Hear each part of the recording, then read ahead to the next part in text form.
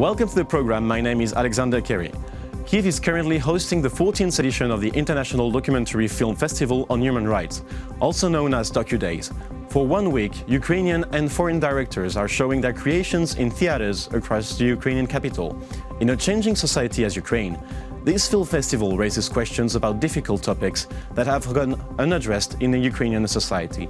Joining me in the studio is Kochetova-Nabozhniak, Ukrainian film director and photojournalist. She presented See You Later, a documentary reflecting her own experience of war in eastern Ukraine. Thank you for joining us. Thank you for inviting me. Hi. Hi.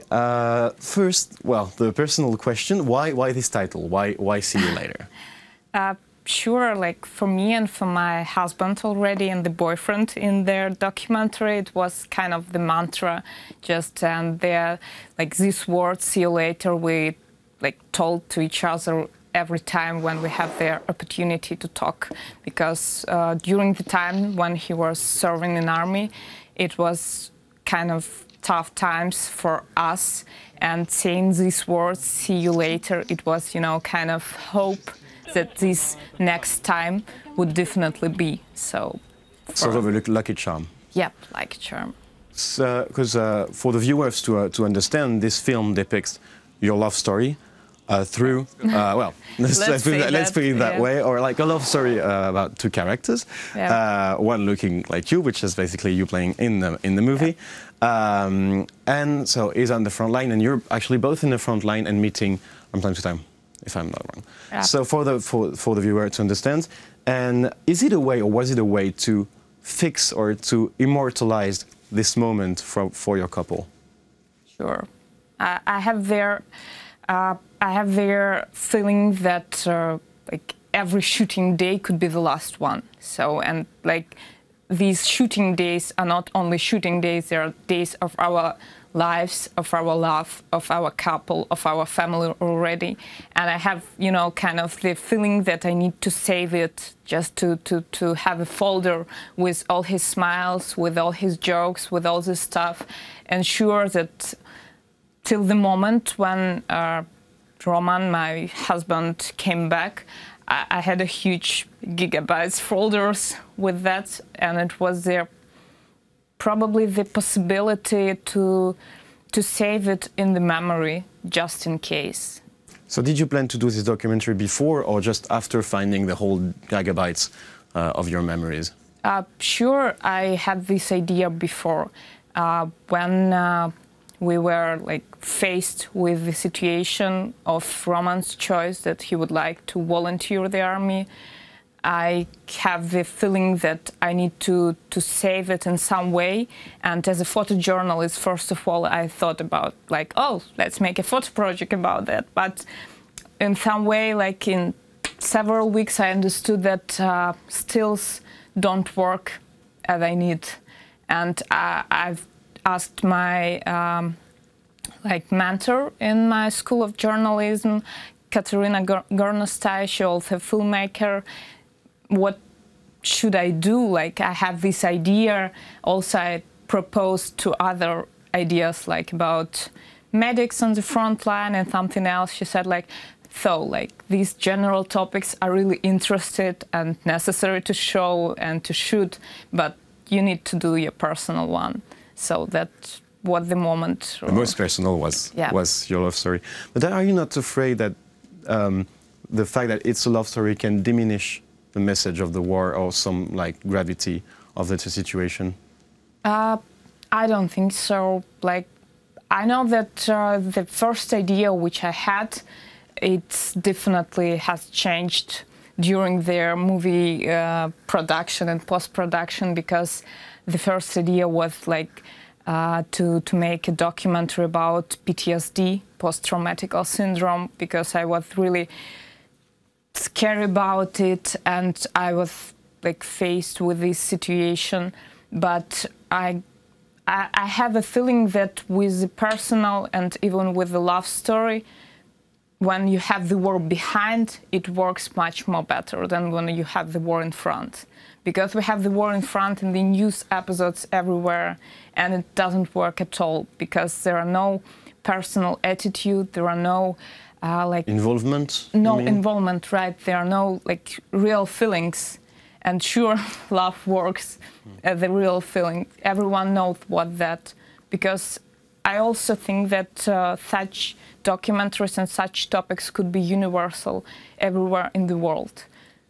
And you speaking about universal and also about photojournalism, because you've studied journalism and you're also a photojournalist. Did it help you in directing this movie and having a sort of distance with the subject?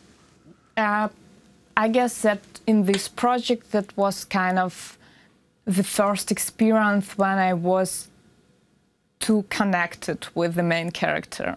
I've never been so close with my characters during like different assignments and personal projects during when I was a photojournalist.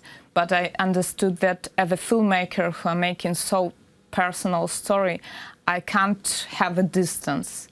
And just probably this documentary, as one viewer said to me today, that I had the feeling that I had your eyes. So like you were so inside this story, and viewers also were touched only because of that.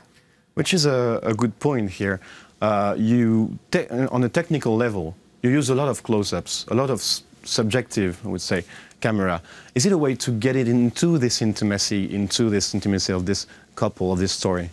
Yeah, it was also tried to make to make the viewer closer to our story, closer to our faces, you know, to save at this moment.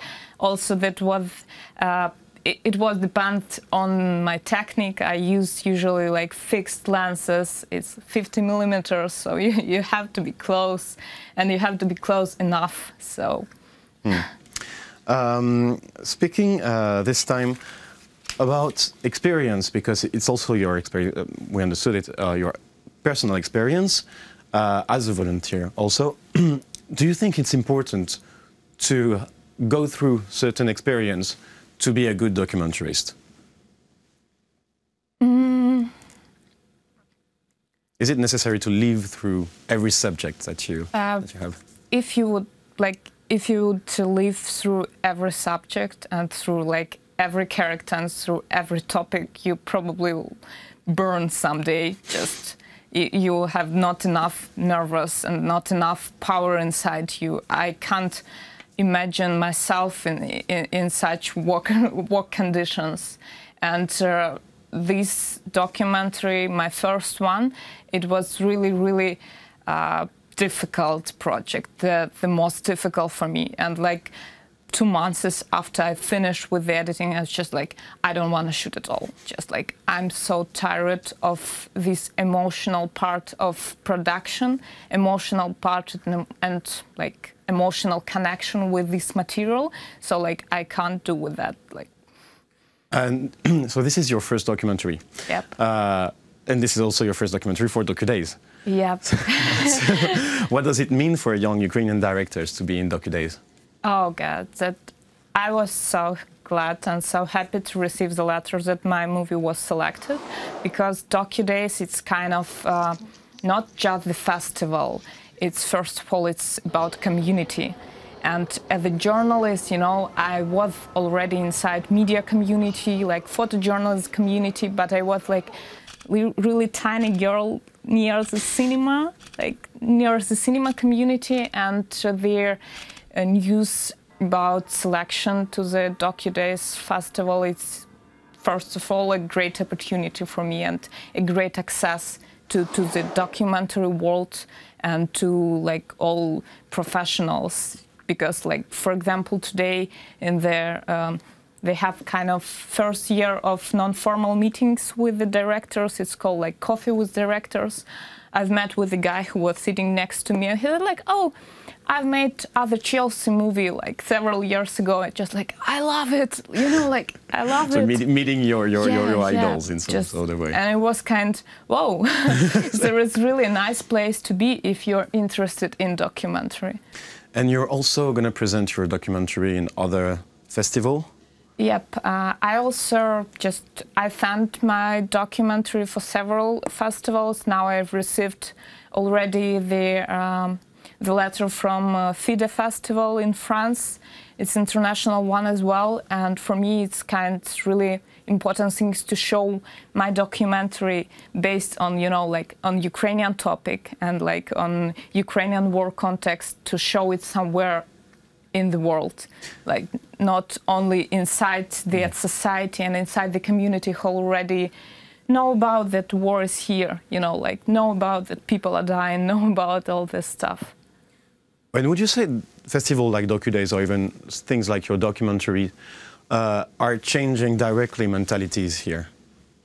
I could say as a viewer, because I worked for DocuDays as a journalist several years ago. I was just a viewer like last year or 2 years ago.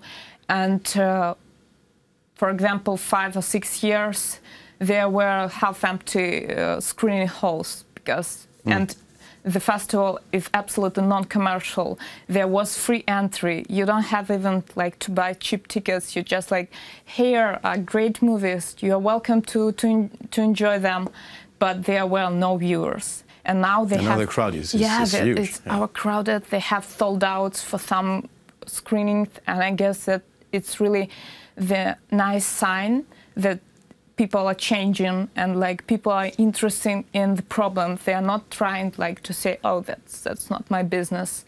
Maybe because we live in the tough times, you know, and we are mostly we're trying to empathy with other cultures, because people are the same all over the world and problems are the same. And documentary films, they are really important thing to change the point and change there's something inside.